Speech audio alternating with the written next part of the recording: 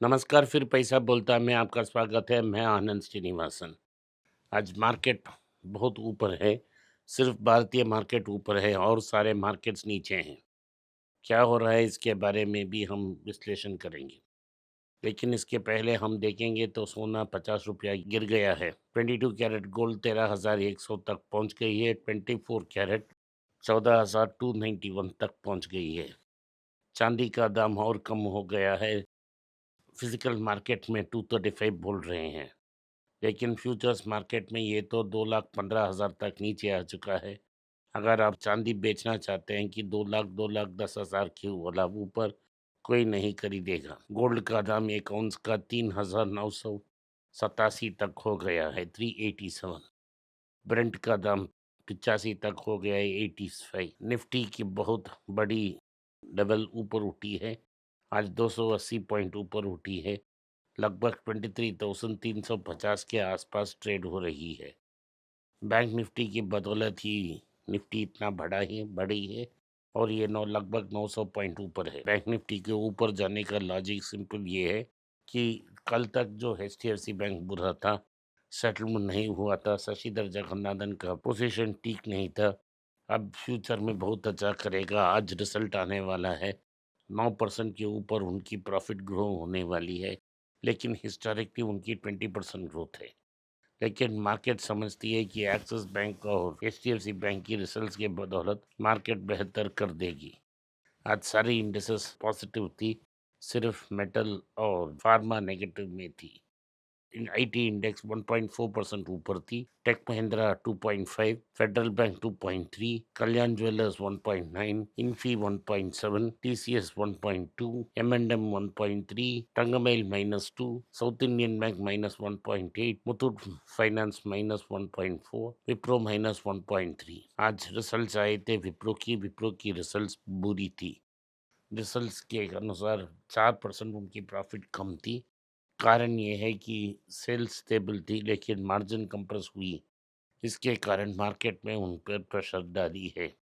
अब विप्रो ने रिस्पॉन्ड किया है कि उनके पास ये है कि इन्वेस्टमेंट्स हैं और पेशेंटली मार्केट को डेवलप कर रहे हैं। रेड सी में, जहां सऊदी अरब और अफ्रीका के बीच जो है रेड सी, उसके द्वारा क्रूड को शिप करने के लिए एक अल्टरनेट रूट खोज निकाला सऊदी ने। लेकिन जब यमन को क्रॉस कर रही है, हुतूनी और गुरिल्ला रेबल्स उस लाइन अटैक कर कर उसे भी नाकाम बना रहे हैं, जिससे क्रूड शिपमेंट को बाहर आने में बहुत मुश्किल हो रही है। लेकिन इसके इन सब थिंग्स के बाद भी ओवरऑल भारत ग्लोबल इकोनॉमी ठीक ठाक चल रही है। इसका मतलब ये है कि ऑयल इंटेंसिटी इन इकोनॉमी नीचे आ गई है, और जैसे ही इलेक्ट्रिक व्हीकल्स का अडॉप्शन होने जा रहा है, तो लोगों को एक सॉल्यूशन मिल रही है एंड ऑफ द टनल में। विप्रो की क्वार्टर प्रॉफिट बहुत कम हो गई है, 4.3% हो गई है। मार्जिन कॉन्ट्रैक्ट हुई है डिस्पाइट स्टेबल इन अर्निंग्स।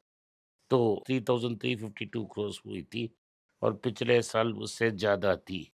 लेकिन मार्जिन कंप्रेशन परमानेंटली नहीं होगा और स्लोली मार्केट में ही इनका पोजीशन इंप्रूव होगा। तो न्यू ऑर्डर बुकिंग्स और एग्जिस्टिंग ऑर्डर्स के अनुसार उनके पास $1.6 बिलियन की बिजनेस है।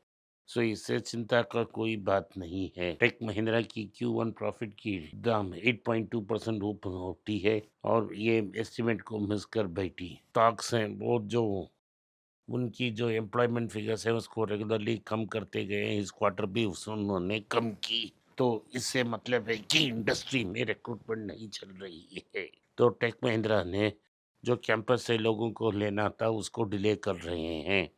एचसीएल ने गार्डियन लाइफ इंश्योरेंस कंपनी की डेटा सेंटर बिजनेस को खरीद ली है। इसमें उन्होंने ये को लॉन्च करने की वायदा की है कि 30 डेज आने वाले कल में ये जो विप्रो की इंटेलिजेंस यूनिट है, ये हाई पावर रिसर्च एजेंसी बन सकती है कि बिजनेस कंसल्टिंग के लिए हो सकती है। एचसीएल ने, जैसा मैंने बताया, गार्डन इंडिया की जीसीसी को खरीद ली है।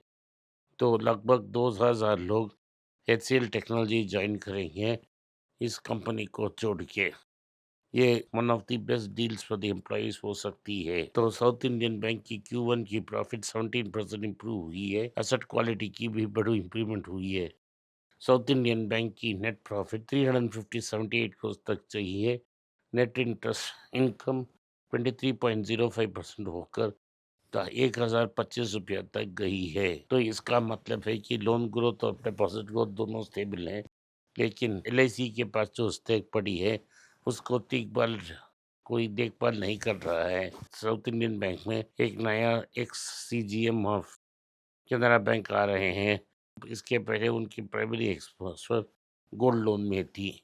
ITC की होटल्स की Q1 की प्रॉफिट 36% ऊपर उठी। एक्सपेंशन प्लान्स बहुत ज़्यादा हैं, so expansion plans become gain momentum. ITC hotels की Q1 FY27 की प्रॉफिट लगभग 181.9 करोड़ है, 34% ईयर ऑन ईयर ऊपर है।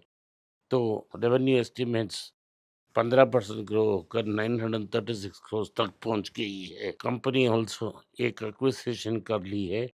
GHK हॉस्पिटैलिटी को उन्होंने कंज्यूम कर ली है। ITC कहती है कि वो प्रीमियम प्रोडक्ट्स पर बेट करेगी ताकि न्यूट्रिशन और हेल्थ वर्कर्स फूड्स हो, ताकि पेशेंट की हेल्थ भी ठीक तरह से ख्याल रखा जाए। टाटा सन्स और SP ग्रुप की बातचीत चल रही है और ये पहली बातचीत है जो दोनों के बीच हो रही है मार्केट गिरने के बाद। जो टाटा सन्स और सपन मिस्त्री एक 7% जो स्टेक है उनका उसे टीक करने की कोशिश कर रहे हैं। टीक माने सपन मिस्त्री उसको बेचना चाहते हैं और टाटा उन्हें खरीदने, लेकिन एक ग्लोबल मॉडल की रूप से हाईएस्ट बिडर को ये बेच दिया जा रहा है। इंडिया UK ट्रेड डील के कारण मई मंथ के बाद UK को जाने वाले प्रीमियम ड्रग्स को लिफ्ट मिलेगा और इसे एक्सपोर्ट किया जाएगा। 980 बिलियन तक इसे पहचाना जा सकता है। सो इंडिया UK डील के कारण भारत से मेडिकल डिवाइसेस और मेडिकल मेडिसिन भी जाएंगे और उनका एक्सपोर्ट्स 10% ऊपर जाने की चांसेस हैं। Hero motor Corp Germany enter की है थ्रू KSR ग्रुप पेरेंटिंग। सो ये अनेक देशों में KSR ग्रुप अनेक देशों में है। जर्मनी इनका बेस है और 4-5 देश में विराजमान है। JSW कह रही है कि वो 80% ऑफ दी व्हीकल्स को एक्सपोर्ट करेगी या इसे जो कार्स पे बेचेंगी जहां इंदर बटास में इसे खरीदा नहीं जा सकता है। ICICI लोम्बार्ड की प्रॉफिट 46% गिरी है क्योंकि हायर क्लेम की वेट इंश्योरेंस में बहुत ज़्यादा थी। आज के लिए इतना ही। आपने इस पॉडकास्ट को सुना, इसके लिए मैं आपका आभारी हूँ। हो सके तो वीडियो को लाइक कीजिए, चैनल को सब्सक्राइब कीजिए और बेल नोटिफिकेशन दबाएं। इस वीडियो को अपने दोस्त और रिश्तेदार के पास भेजें और उन्हें देखने की आग्रह करें। नमस्कार, धन्यवाद, जय हिंद। अगर आप मुझसे संपर्क करना चाहते हैं, नीचे दिए गए ईमेल में मेल भेजें। मेरी टीम आपके साथ संपर्क करेगी और मदद भी करेगी।